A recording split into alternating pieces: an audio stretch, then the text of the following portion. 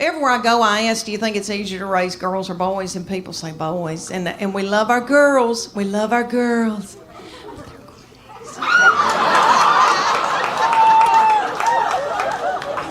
I'll give you all an example. I'll be in the pickup line since she's been in kindergarten and now she's in 8th grade.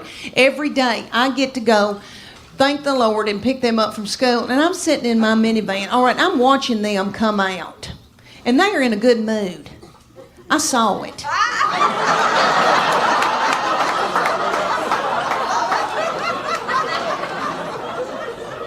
And they're goosing each other and see you tomorrow. Okay. Then they come over my minivan. Get in, shut the door. My 8th grader take her backpack, sling it, and hit me in the back of the head with it. Every day she says something like this. I'm starving to death. You don't have a piece of cheese in this car? Your driving's making me car sick. I hate her. Why'd you have her? And then my baby will be sitting up in the back and she'll be going, Mama, Mama, Mama, Mama. What? Mama, Mama. What? I'm listening. What is it? One time she said to me, she can say some of the craziest things, that baby can. She said, did Jesus ever have head lice? I said, well, Lord, I don't know, honey, but if he did, I know he healed it. And then they'll be whipping each other in the back seat and squalling and fighting, and I hate you and I wished you were dead. And then my sweet boy would come out,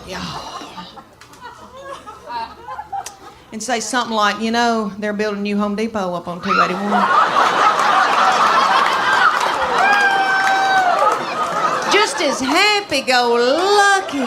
My love language is words of affirmation. Have y'all ever heard of that book, 5 Love Languages? It is wonderful, and it works. It's the real deal. My husband and I went on a Sunday school class retreat when our children were little, and we watched this little frail man talk about it. Okay, and it was on Oprah, so you know it's real. But anyway, what it is there's 5 love languages, and you get the book, you read the book. Well, you don't really, I don't read the book. But anyway, you take the test, and it tells you what your prominent love language is out of those 5, and it tells you what your partner's love language is. So then you can go home at night and feed your partner their love language, and they can feed you your love language, and then your love tank feels full. And if you don't do it, then your partner's liable to go to work, and they're at the water fountain, and some whore comes in.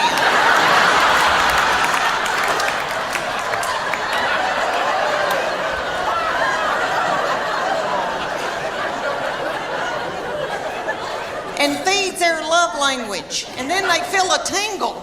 And then Satan swoops in. Y'all know where I'm going with that? It's a disaster. So, there's 5 love languages. There's quality time. And that's my sister's. Quality time, but you just can sit and watch ESPN with somebody, you know, which I don't want to, but I mean, you just sit with somebody. Okay. Then there's gifts, and you can just give them a card and they feel loved. It doesn't have to be something expensive. Okay, then there's physical touch, and most women in here will go, oh my gosh, that's my husband's physical touch. He's on me like a duck on a June bug. But it's not that kind of nasty. I'm talking about, you know, like there's people that just want to hug you and kiss you and squeeze you and they got to hold your hand. That's the physical touch they're talking about. Okay, then there's words of affirmation. That's mine. So all my husband has to say is, Leanne, you are a good mama. Leanne, that Trisha Yearwood's chicken piccata is to die for. And then my love tank feels full, and then I'm willing to do something vulgar with him.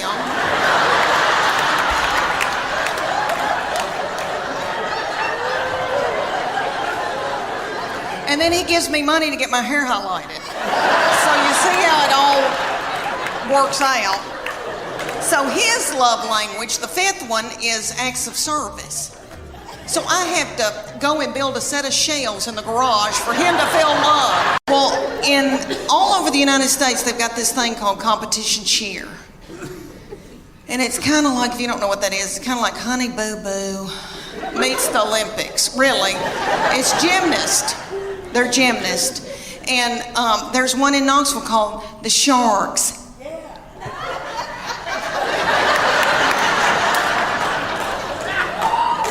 And they said, drop your baby off and she can try out to audition, whatever you want to call it. So I dropped her off and they ended up putting her on a bad Mama Jamma team because all the little children her age came up to hear on her. And somebody's got to throw them up in the air. So they were thrilled with her and they treated us like royalty. But anyway, they said, you're going to come in here twice a week, learn a 2-minute routine. It's going to cost you $150 a month. It's like, okay. They said, there's a uniform that you're going to order, and it comes to here. It's going to expose her stomach. She's going to have a tiny skirt on with a slit in it with a glitter panty underneath it. It's $300. I said, that's a whore outfit.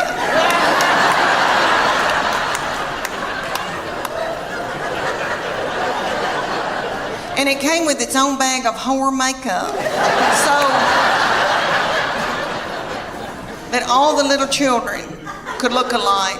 And they said, y'all are going to travel to faraway lands and compete against other little whore children.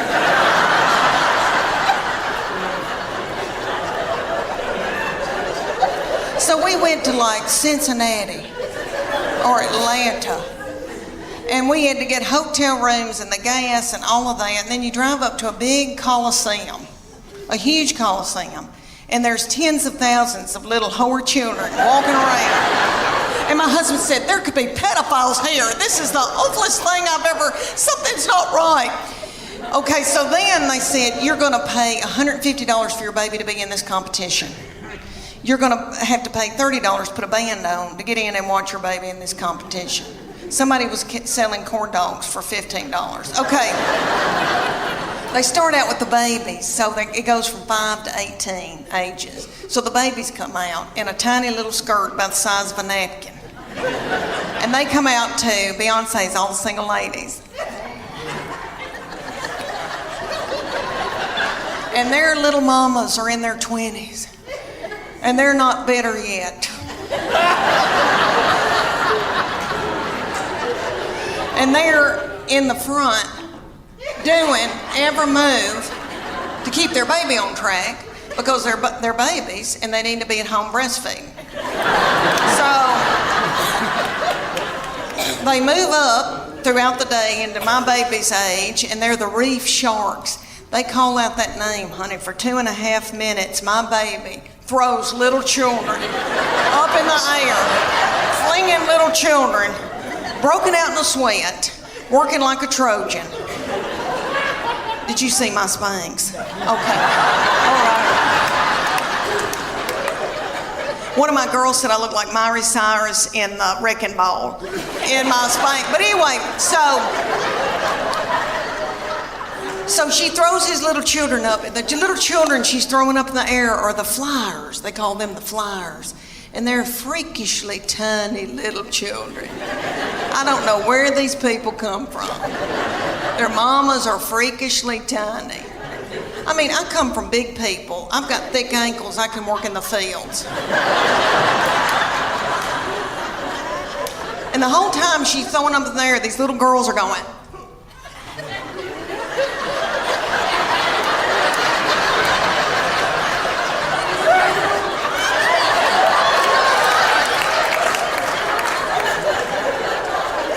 Knows why, really.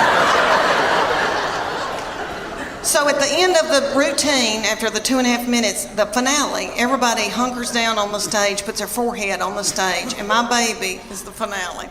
She pops up and has a little child's foot in her hand and holds that child's foot. I would put it all the way up, but my dress is tight in the back.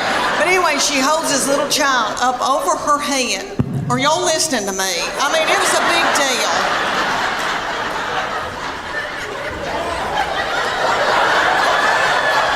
I mean, could you hold her up over your head or vice versa? I mean, it's a big deal. So anyway, everybody went nuts. But she said, after it was over, she goes, I'm tired. I don't want to do this anymore. I'm going to go back to playing. She ended up playing volleyball the rest of her childhood. But she said, I'm keeping that whore outfit. She said, I'm going to get married in it. My husband, there's two things on this earth that make him happy. A clean house and sex. Oh, lucky me.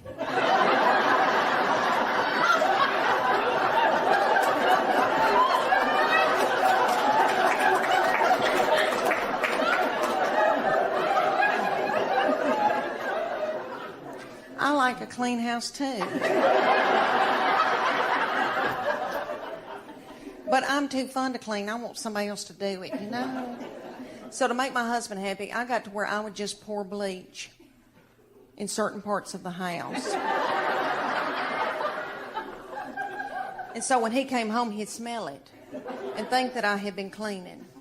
It worked for a little while, and then he caught on to me. And he said, if you'll have sex with me twice a week, I'll get you a maid. No. And then,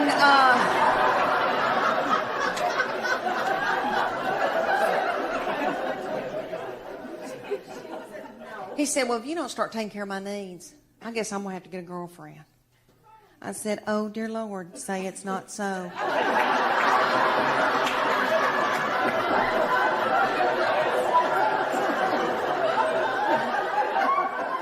I said, well, make sure that she's stout and that she can mow, because I need some help. My oldest daughter has turned 11, and she's in 6th grade in middle school. And I can tell that puberty is beginning with her. She's crazy. And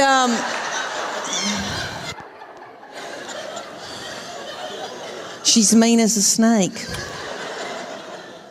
And we're scared to death of her, but we just tiptoe around her. She cries a lot. She doesn't know why, and she tells us, I don't know why I'm crying. And we just try to get through it. But I'm telling you, she can run a household. She's a grown woman. She has been ever since she got here. So I said, you're going to have to come in here, baby. I said, your daddy's going to take care of y'all. I'm going to Nashville for like 3 days. She bust out crying. I said, what's wrong? She said, don't leave us with him. He doesn't know where the food is.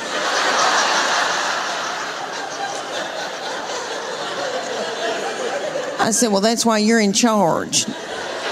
And she is. God love her. But my girls are emotional, and I don't mean to talk about them because I love them, and I know they'll visit me in the nursing home. But they are lunatics. My husband says they're psycho, and they need therapy. And I'll give you all an example. I can be in the pickup line at school, and this happened when they were in 1st grade, and it happens every day when I pick them up at school now. I'm sitting in the pickup line, and I can see them come out, and they are in a good mood.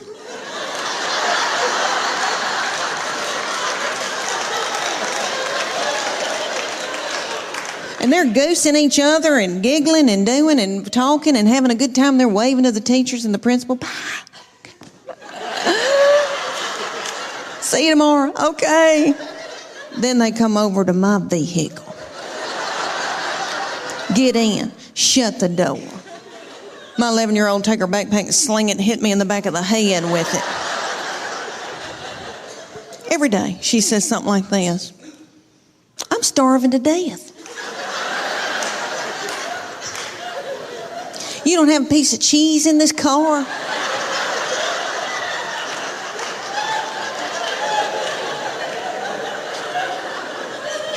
Your driving's making me car sick. I hate her. Why'd you have her? And then my baby will be sitting up there in a daze. She'll be going, Mama, Mama, Mama, Mama, Mama, Mama, Mama. What? Mama, Mom, what? I'm listening. She asked me some of the craziest things. One day she said to me, did Jesus ever have head lice?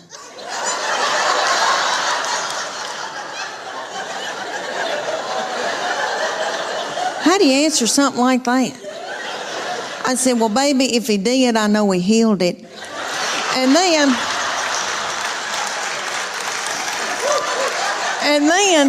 my girls would be whipping each other in the back seat and telling each other how bad they hate each other and they wished each other were dead.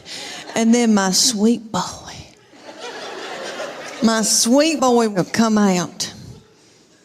He'll get in and he'll say, you know, they're building a new Home Depot up on 281.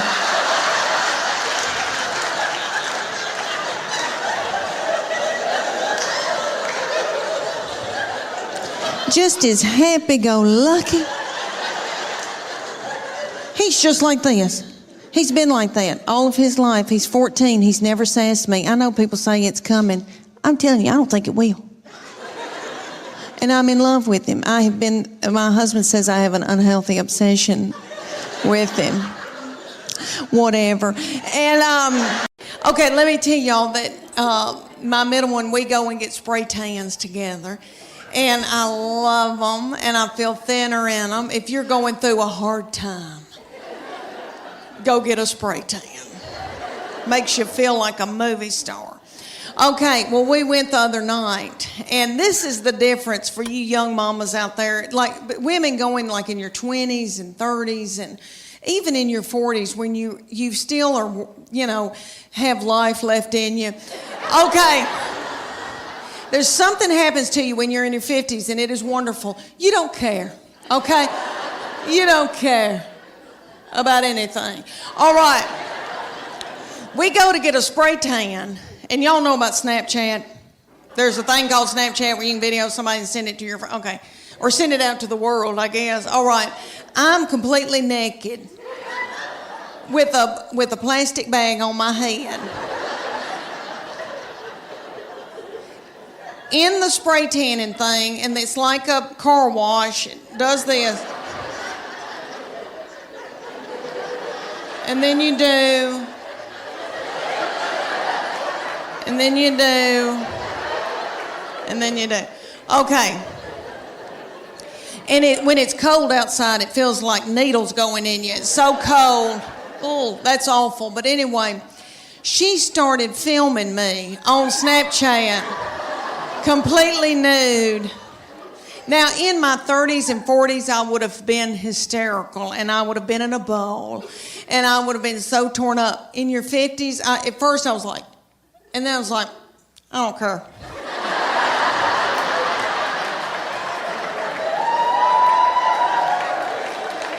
I think I may have gone.